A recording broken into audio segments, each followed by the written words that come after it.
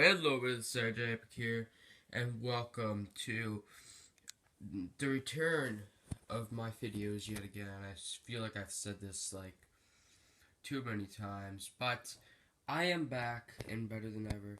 I've been sick for the past week, exactly a week from today, so that's why you guys have not gotten it. That's why you guys haven't gotten any videos. And before that, I was just waiting because I was just not on a regular track. But today I am here with the Comic Countdown number 17. And today, sorry, my sister's actually in here, she's distracting me. Uh, today I'm actually using a new, it's not a new program, but I'm using a program on my iPad, which I've only recorded one other time on my iPad, really, and it didn't really, and it's not, so far I haven't had really much luck with it. So this doesn't work. I may have to re-record this for a second time. But if not, whatever. But I'm using YouTube Capture, and actually this is also my first time recording in landscape. I think that's what you call it. I usually record with my device in the vertical position because that's what I'm most comfortable with. But I have this in a horizontal position in landscape, I'm pretty sure. And yeah, and it's weird with cameras. So if you see my fingers going every so often, it's because it's my first time using this. I did a like 2 second test before this, and it seems to work pretty well. So yeah, the lighting's a bit weird, but it seems like everything comes out a bit better in terms of quality, and you could see everything. So yeah, it looks like everything's zoomed in though, which is weird. I don't know. I can't get zoomed out or anything. No, okay. But anyway, yes, today we have the comic countdown number 17. This is from 2 hauls ago. I actually have another comic haul for you guys, which I may record tonight. But in this comic countdown, it's a special one. Because today it's going to be a 2-in-1 comic countdown. Because it's just one comic countdown. It's one comic haul in the countdown, but it's two different hauls that I had in one video that were like a week apart. So I didn't want to do it all in one, so I separated the 2 hauls. I got these from the secondary shop I go to, and I got these ones from my main shop. So yeah, I'm gonna go through them quickly. We're gonna do the secondary shop ones first because I got those first. Okay, so over here, I got 4 books over here. I got Avengers World number 4. I got Green Arrow number 36. I got Arkham Manor number 1, and I got Earth 2 World's End issue number 4, Death Haunts Atlantis. Okay, so my number 4 here goes, I actually know what these are ranked, goes to Green Arrow number 36. This was actually really underwhelmed for me. I was thinking this was going to be a lot better than it was. Just because, well, I've actually started watching Arrow, but when I got this, I don't think I started watching Arrow yet. If I read this again, I would probably really enjoy it. But, I don't know. Well, I think I might have just started like the day before, so when I got this book, Arrow. But I don't know what it was about this book. It's also because I was at school. I couldn't really, I kind of was zoned out when reading this, and I wasn't fully like 100% ready giving it a try, but I don't know. Overall, though, I've been thinking about continuing on with the series, and I probably will at some point, just to give it a better try, and I'll probably reread this because I want to see if I really didn't enjoy it or if it was just because it was a bad place for me to read, or a bad time for me to read. So yeah, anyway, on to my number 3, which is actually Arkham Manor number 1. This way recording is kind of weird, and I'm kind of not liking it, but I want to give it a try. You guys can tell me whether you like it or not. But we have Arkham Manor issue number 1. I feel like this is a more realistic look to a recording, just because it feels like it's almost like a point of view thing. But yeah, I don't know, it feels weird. We have Arkham Manor issue number 1, like I said. This was really good actually. Well, at least the first. There was a part more towards the latter half of this book that was kind of like I didn't really enjoy it, but this overall was a really good story. This was around the time Batman's 75th anniversary happened. Um, and basically, Wayne Manor turns into Arkham Manor where they're gonna hold prisoners. So yeah, and we get to see Bruce and Alfred. Alfred's kind of like out of place now. Blah blah blah. And Bruce is apparently like kind of poor now, or just not really rich. So it's kind of weird. But yeah, anyway, I've left the two most the two favorites of mine from the secondary shop that I regularly get for last. So this will reveal my number one once I pick my number two. And my number two goes to Earth Two Worlds End, issue number 4. Death Haunts Atlantis. This cover's kind of misleading because we actually don't get to see this Death character again, which kind of sucks, but whatever, that's fine. This is actually the best issue of Earth Two Worlds End that to date that I have. This is the last issue I have so far, which that spoils the comic haul a little bit, but that's fine because it's something I didn't get. But yeah, I don't know, it's really cool. I think I'm not gonna record in this anymore in this mode because it's really bugging me. But yeah, what happened? We got to see a lot of developments. We got to see a lot more of Big Bertha, Mr. Miracle, and the other character who is Wonder Woman's daughter, and and an evil guy's daughter. I can't remember the name. And we got to see like a little bit more Jimmy Olsen, I think. We got to see just kind of wrapping up some of the battle stuff, and we also saw Apocalypse's force kind of stagger in fear a little bit, like they're kind of afraid of what could happen. So that was really interesting. And moving on to my number one, when it comes to these books, we have Avengers World number 4. Of course, the only Marvel book gets my number one. I'm so biased, aren't I? Welcome Home, Starbrand. This book actually did have a problem with it. It's a few pages were coming out, but I kind of taped that back. It's my book. I'm not going to sell it or anything. So taping it back down, making sure the pages stay is fine when I'm going to be keeping it. I'm a collectionist. So, and you can't see it unless you open it up, so it's fine. But overall, this is really good. And also, I'll pick cover of the week before I continue. Cover of the haul. Cover of the haul was Earth Two Worlds End, number 4 of this half of the first comic count of the first part of this comic countdown. But back to Avengers World.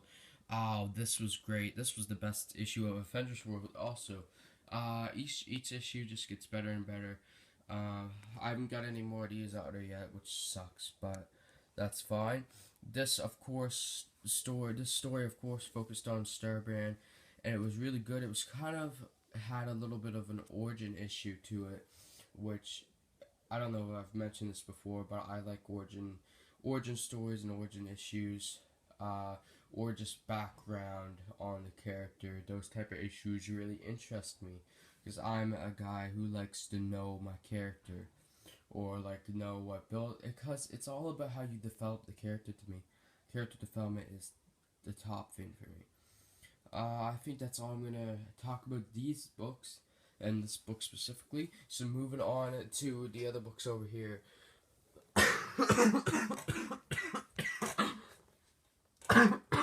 Sorry, I'm still sick, but this is the best I felt, so I'm gonna make this video. This pile of books over here. We have Danger Girl Renegade number 4, long awaited. We have Spider-Man issue number 2, which is the Miles Morales series. We have Invincible Iron Man issue number 7, which is the Woman of Power variant. Face the Tiger, I'm the Boss. We have Black Widow number 1, which is the Woman of Power variant. we have The Walking Dead issue number 152, United in Fear. We have The Uncanny Avengers issue number 6. And we have The Spectacular Spider-Man, a classic Spidey story, number 164. Bugged by the Beetle. So I can't remember these books as well. I can actually accept one or two maybe. But I'm just gonna go on a limb and say my number 7 is The Spectacular Spider-Man number 164. Don't get me wrong, this was actually a really fun story, a classic spy story. And I actually grew to like a bit more the Beetle, which I already liked the Beetle, so it was really fun. Friggin' yeah, yeah, basically Beetle's trying to like afford Spidey, and then still ends up fighting him, but he was set up by Kingpin's right hand man. And it was a whole like, it was basically a whole setup, and it was really fun. But yeah, anyway, I'm gonna still move on to my number 6, which will happen to be. I really actually can't remember a couple of these. I know what my number 1 and 2 are. But besides that, I'm stuck here. Um, God. Shoot. I think, if I remember correctly, my number 6 would have to go to The Uncanny Avengers issue number 6. This was kind of an underwhelming issue, if I remember correctly, which mostly revolved around Quicksilver and Deadpool. There were some good moments in here, but it just wasn't as great as some of the past issues. So yeah, this is the cosplay cover that's been advertised for a bit. Basically, the Avengers slash Quicksilver and Deadpool go back to Avengers Mansion, which is turned into like a hotel. And they're looking for, I forget what they're looking for now, but I don't know if it has something to do. I think they're looking for something to do with the Red Skull, and they run into stuff and whatever. And Deadpool, actually, since he's not affected by telepathy, has a better chance to fight the Red Skull. And he's like, "Oh, I'm just getting a weird sense from that room over there." Quicksilver goes check, he finds nothing. Deadpool doesn't actually search it himself, which was kind of stupid. And it turns out Red Skull's in there with his daughter Sin. That's what I got really good, was like right towards the end. There was a joke, because Deadpool kind of stole from the people who own Defender's Mansion now, but they deserve it, so Quicksilver let it go. I mean, he didn't want to. Deadpool was just seeing if it would work, and it actually did. He got them to pay for money, because I forget what one of the construction crew themed villains was running rampant in there. That's why they were there in the first place, actually. Not for the Red Skull, but whatever. And then Deadpool hired him to the film to get any information on the Red Skull, which was also another joke because he knew he wasn't high up enough. But yes, anyway, we are gonna go to my number 5, which would have to be my number 5. I guess it's gonna go to. Let's give it to Invincible Iron Man issue number 7. This was really good. This was a big step up from issue number 6. I actually don't really remember what happened here. All I remember is MJ and Tony and Friday. They were all like talking. They're trying to find a Falcon, and actually Spider-Man shows up in this issue. So that was cool because Tony calls for help, and he has to use his emergency contact, which MJ gives him. And MJ does agree to do the job, but if he does anything that really stresses her out or something like that, I can't remember what she said, she will quit. So yeah, and just this variant cover alone, really cool. MJ in her pink office wear, really nice. So yeah. Anyway, next, my number 4. Uh, I don't know why it's ranked this high, because I kind of can't remember fully all what that was in here either, but Danger Girl Renegade Edition number 4 is my number 4. Um, I've been waiting for this for a while. It was a great return, great issue. It's kind of like a reunion issue. The gang kind of gets back together, the Danger Girl team, with the exception of, I think there's like 1 or 2 new members or something. And then, like, one of Abby's enemies, like, who betrayed the Danger Girl team, is also back on the team. And we learned that Abby's father's still alive. We learned that, the one who was assisting Abby, that her father had hired to protect her, is still alive. I forget his name, David, I think it was. He's still alive. We learned a lot of things. And the woman who, in the last issue, or issue 2, whichever was, that got Abby and kind of blackmailed her into helping her. She's one of the big forces, like, with Danger Girl slash behind, which is kind of cool. The new Danger Girl. They have, like, this whole thing set up, and countries are, like, funding it, and it's pretty cool. So yeah. Anyway, my number 3 goes to The Walking Dead issue number 152, United in Fear. I can't remember what happened to this issue either. Like, this might be the one I'm struggling with the most. All I really remember, I'm pretty sure in this issue, in the beginning, we had Dwight, and I can't remember the woman's name that is Dwight's friend slash girlfriend. I think they were training Gabriel in the beginning, and it's always nice to see Gabriel. This is a great issue of The Walking Dead. This was probably the best issue in a long time, and I think I said that for 151 too. But yeah, they do set up the Silence the Whispers because Rick wants them to put all their hate or anger into something that can help them and not into him. And then Eugene talks to this guy that at the end of the last issue radioed in with the radio. And that was a really cool conversation, a really cool moment. Besides that, it was a lot of whoop-de-doo. And then at the very end, I actually just remembered the kid whose father and mother had died and who attacked Carl and Sophia. He actually freed Negan, and Negan agreed to go with him. It seemed like he wasn't going to, but it seemed like they might be going to the Whisperers to tell them about Rick's plans. So can't wait to the first week of April to get the next issue. But yes, it's actually the 23rd of March, just so you know. That's when I'm recording this, in case it doesn't go out tonight. But yeah. Okay, so the last 2 books we're going to bring these over here are Spider-Man issue number 2 and Black Widow issue number 1. Revealing my number 2 and revealing my number 1. My number 2 goes to Black Widow issue number 1. My number 1 is Spider-Man number 2, but yeah, that's kind of weird. This was an amazing issue, so was that. Black Widow issue number 1. I think I'm going to officially add this to my pull list next time I go. I've been forgetting to add books to my pull list. I gotta add Spider-Man, it's just Deadpool, Spider-Man, Miles Morales, Black Widow, and even Mockingbird, maybe. I don't think so. It might go in, because that's going to be in the next comic countdown. I might have to add that, which tells you I do like it. Spoiling. But yeah, this was really good. Black Widow actually doesn't speak for this whole issue until, like, the last panel or the last page. Either way, it was definitely on the last page. She doesn't speak till then.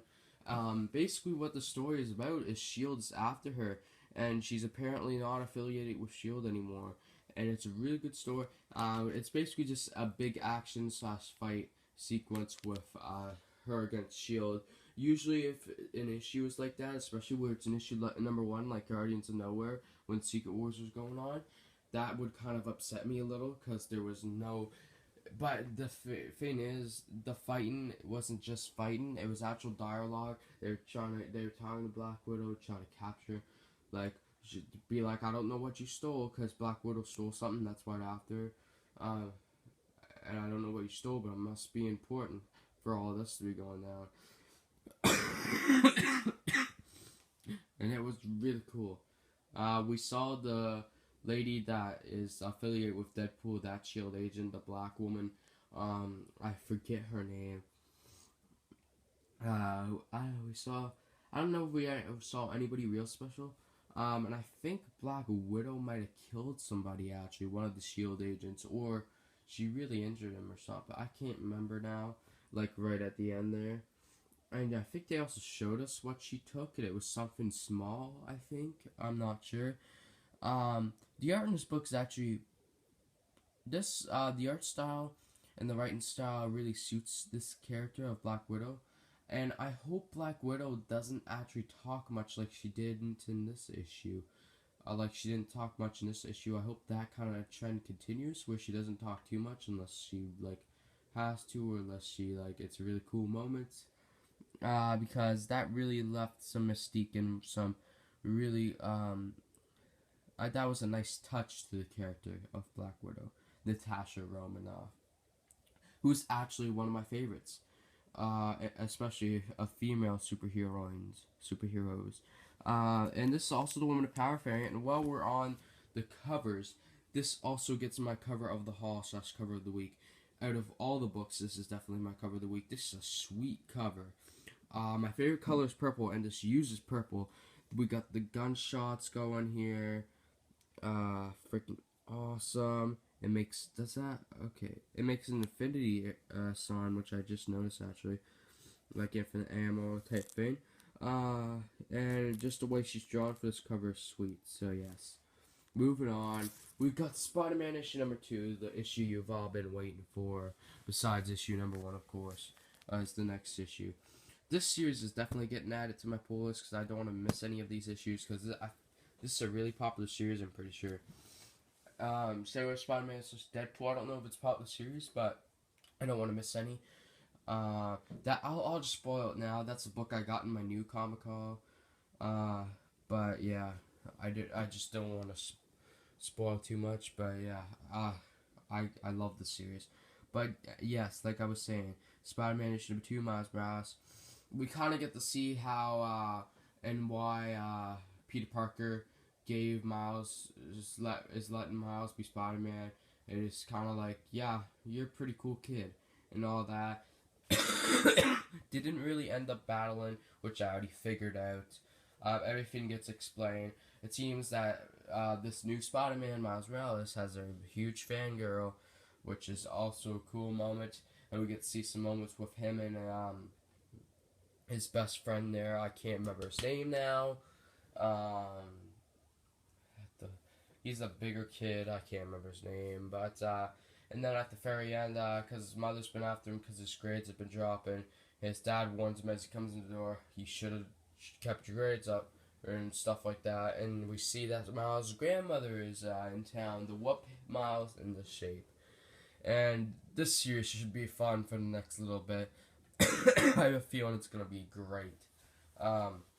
There's other cool moments in there. I remember the offenders talking about how much they like Miles and all that and stuff like that. But that's all I'm gonna talk about because this video has gone on longer than I wanted to. Anyway, guys, if you enjoyed this video, I don't think I'm gonna record another video the next Comic Call. You'll get that tomorrow for sure, and maybe even the next podcast. Yeah, but anyway, guys.